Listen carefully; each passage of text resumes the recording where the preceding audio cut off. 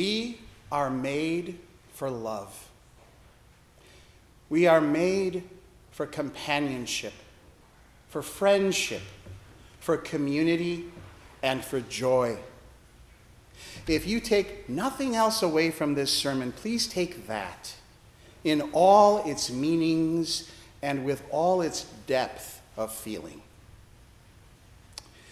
In our first reading from Genesis, God creates woman from Adam's rib, suggesting from the start an intimacy so close that the other person is actually a part of you. When I was at St. Luke's Long Beach, prior to coming to this St. Luke's, we had a shower program for the homeless on Saturday mornings. One day I met a man trying to reunite with his girlfriend and kids. He asked to use my phone to call her. I said no at first, but later softened as he told his story. I gave him my cell phone and he dialed, but then we realized she probably would not pick up a call from a 415 San Francisco area code.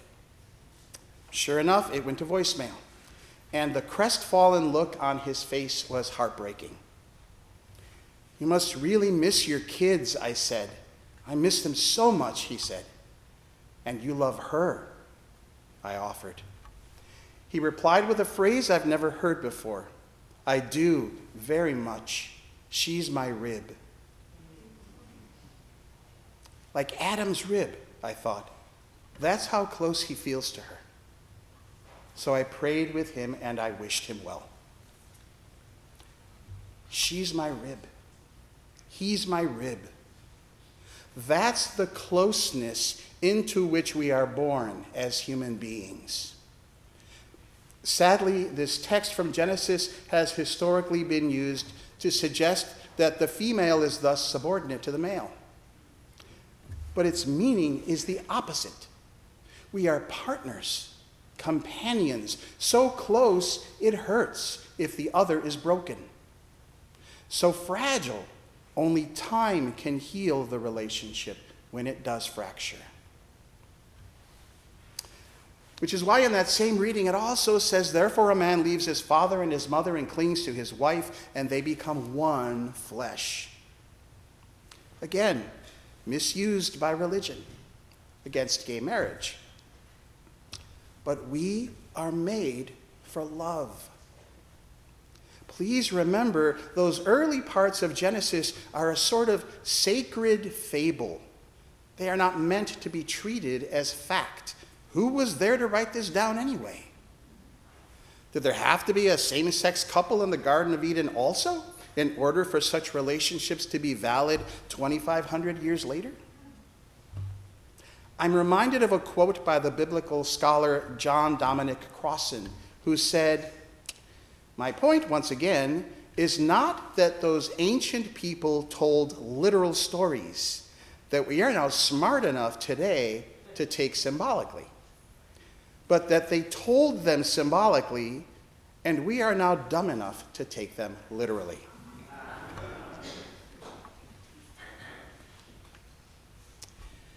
In today's gospel reading from Mark, Jesus insists that divorce leads to adultery no matter what, unless the couple never has a relationship again after that separation. I've mentioned in previous sermons how laissez-faire the culture was in Jesus' day around divorce. How a man, and only a man, could simply write up a writ of divorce, have it signed by witnesses, and be done with his wife. Jesus is speaking out against such lax attitudes over something that God holds sacred. If you have ever experienced a divorce or know someone who has, you know it can be a living hell and is rarely entered into lightly. Conversely, if you have ever known someone or been someone who is in a miserable, abusive, or unloving marriage, you know that can also be a living hell. And I simply cannot believe that Jesus would want any of us to remain imprisoned in a broken marriage that cannot be fixed. We were made for love. These words on divorce are so forcefully echoed by Jesus because relationship is the most important thing to God. How we treat one another matters to God. So we must cherish the love we have known in sickness and in health, in sorrow and in joy, and even when it's time to let it go. Today's gospel reading also mentions children. In the gospel reading just 2 weeks ago, we heard how Jesus told his disciples, "Whoever welcomes one such child in my name welcomes me." And yet today, just 24 verses later in Mark, the disciples are yelling at people for bringing children to Jesus for a blessing. How clueless can you be? Though I guess it does give us hope that if they can become saints, maybe we can too. The disciples were merely echoing the sentiment of their day, when children were seen as a nuisance, tolerated but not welcomed. They had virtually no rights and held the lowest status in the societies of the ancient world. For Jesus to hold them dear, to take them in his arms and bless them, was kind of odd for his time. But it was yet another example of him trying to show his followers that we were made for love. Children are still used as pawns and have fewer rights than adults, but they are far more cherished today than in Jesus' time. You may have seen that recent photo of the little girl holding a puppy, weeping in a rescue boat in the aftermath of Hurricane Helene. It seems that image has really tugged at the heartstrings of Americans, though somehow it also got politicized along the way. I don't know how. Well, it turns out the image was AI generated, which has all kinds of ethical implications I won't get into. What I will say, however, and somewhat naively, is that I hope it did lead to some people donating money to relief organizations, people who would otherwise have given the hurricane's survivors scant attention, people who see actual photos of real suffering children and turn away. I think it's safe to say that you can judge the soul of a society, a government, or a nation based on how it cares for and loves its children. As the Lebanese-American poet Khalil Gibran wrote, "Keep me away from the wisdom that does not cry, the philosophy which does not laugh, and the greatness which does not bow before children." This echoes the heart of Christ's message in today's gospel reading. Let the children come to me. Do not stop them. We are made for love. After today's service, we will offer a blessing of the animals in a courtyard. I've always found it curious that we have a blessing for animals each year. Do they really need it? God made them as they are, perfect and their true selves, and they putter along doing their thing accordingly. We seem to be the only species in need of blessing, forgiveness, redemption, and saving. One might argue that obedience school is wasted on the wrong animals.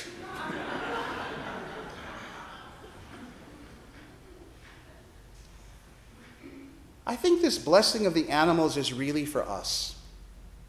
We have such empathy and love for our pets that we want God to bless them, not because they need it, but because we love them and are wanting a ritual to express that love. They have blessed us, truth be told, and this is one way we can ask God to bless them in return. Now, juggling all these topics, it occurs to me that I've never had a pet. I've never had a child. I've never had a divorce. So I'm not sure by what authority I speak. Yet speak I will. Because time and time again, we need to be reminded that we were made for love. A love where no one is left out. Come on. One that includes nature and other species, which is what St. Francis himself, whose day we commemorate when we bless animals, embraced himself. Brother sun and sister moon, he proclaims, arms flung out in wonder for all of God's creation. Love, you were made for it. Don't let the world's darkness dim that spark in you.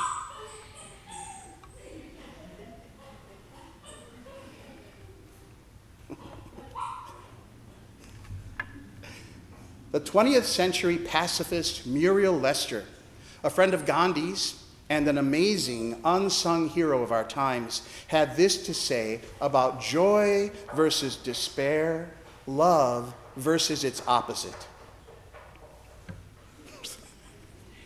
This is not going to work. All right, we'll see what we can do here.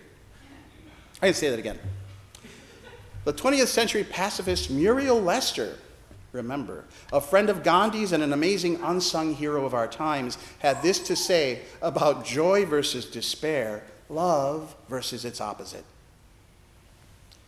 So the rhythm emerges, the tension between the beauty God put into the world for the human race to enjoy and the torments we invent for one another.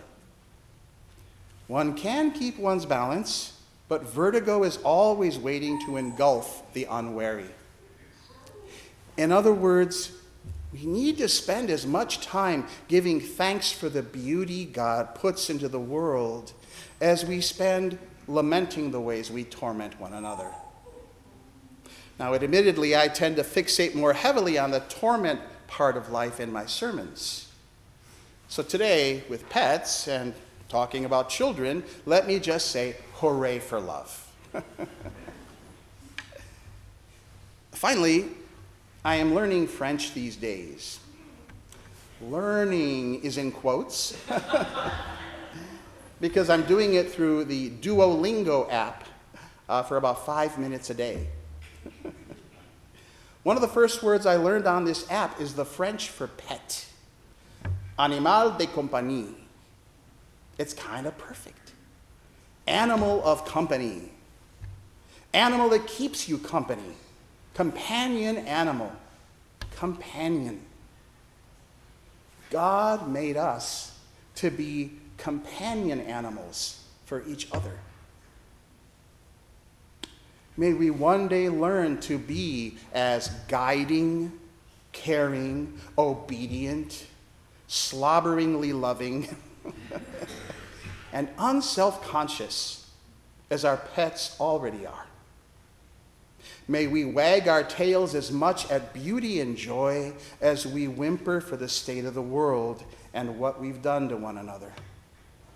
As the bumper sticker urges, wag more, bark less. Because only love and not despair shall overcome.